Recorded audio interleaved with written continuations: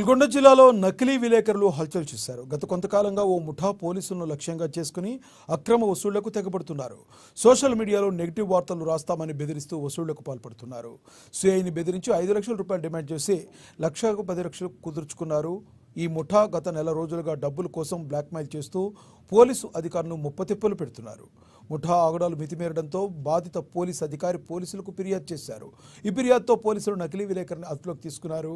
నకిలీ రిపోర్టర్స్గా చలామణి అవుతూ వసూళ్లకు పాల్పడుతున్న రఘు, ఆంజనేయులు అదుపులోకి తీసుకున్నట్లు డీఎస్పీ రాజశేఖర్ రావు తెలిపారు.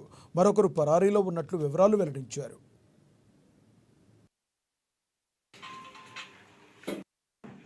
ఒక దగ్గరికి తీసుకెళ్లి వాళ్ళకి కొంత డబ్బు ముట్ట చెప్పడం జరిగింది. దీంట్లో అంజీ అనే అతను 1,10,000 రూపాయలు సిఐ గారి మిత్రుడి దగ్గర నుంచి ఈ వార్తలు ఆపడానికి తీసుకున్నారు. ఆ తీసుకున్న క్రమంలో అక్కడ సీసీ ఫుటేజ్ లో అంతా రికార్డ్ అయింది. అదే విధంగా వాళ్ళ మధ్య ఉన్నటువంటి సిఐ గారికి వీళ్ళకి ఈ మన డిమాండ్ జరిగే క్రమంలో ఉన్నటువంటి వాయిస్ రికార్డ్స్ కూడా దీంట్లో ఆధారాలుగా ఉన్నాయి.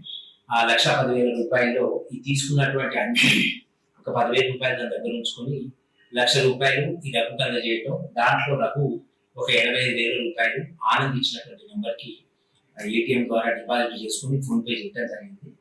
ఆ విధంగా జరిగినటువంటి దాంట్లో నిన్న విచారణ నిమిత్తం ఈ రఘుని అంజని మేము కస్టడీలోకి తీసుకోవటం, ఈ విషయం సోషల్ మీడియాలో వైరల్ అయితే ఈ రోజు నాగార్జున సాగర్ పిఎస్సి న్యూస్ లో ఒక అటవీ శాఖ అధికారి అతని గురించి డిపార్ట్మెంట్ గురించి వార్తలు రాసి ఆ వ్యాపారి అంటే బెదిరించి నా దగ్గర 50,000 తీసుకున్నారని ఫోన్ పే ద్వారా ఇదే టీము తర్వాత నల్గొండ జిల్లాలో ఒక మెడికల్ డిపార్ట్మెంట్ సంబంధించినటువంటి అధికారి ఆయన దగ్గర ఇదే విధంగా వార్తలు రాసి వార్తలు ఆపాలి అంటే డబ్బులు కావాలని డిమాండ్ చేసి ఒక 50,000 తీసుకున్నారని ఆ సంబంధిత నిమిత్తులు కూడా వాళ్ళు